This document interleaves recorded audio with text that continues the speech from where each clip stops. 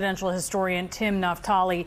Tim, this speech of Biden's, I mean, just because of the historic nature of these circumstances, it's a historic speech. What were your takeaways from it? Well, he really had, President Biden really had two audiences. In part, this was a pep talk. This is a pep talk to members of the administration, apparently who were sitting right in front of him, and to Democrats across the country. But this was also a way for the president to ensure stability, to make clear to every American that their vote not only counted, but it counted for him, and that he would assure the country, and did assure the country, of a peaceful transition. He didn't have to say, unlike in 2020, 2021, but the point was he wanted to make clear that that he is not seeking revenge. So it was a very successful speech directed at two audiences. But he said one thing that I think had a double meaning. And he said, setbacks are unavoidable. Giving up is unforgivable.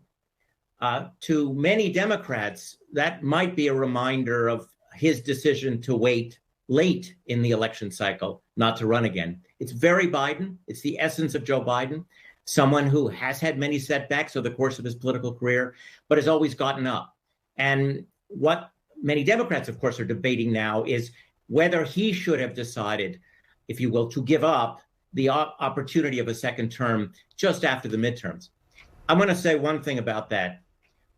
Soul searching doesn't imply simply finding one fault. Historically, to just blame an election on a previous incumbent doesn't allow you to rethink the reason why in 2024, Vice President Harris could not keep the Biden coalition. As we see, as we work through the numbers, what we're seeing is that she wasn't able to get the same number of votes that and percentage that Biden had in many counties. I don't have the answer, but the answer isn't simply that Biden stayed too long. We don't know if inflation would have made it possible for Biden, if he'd been healthy and vigorous, to win.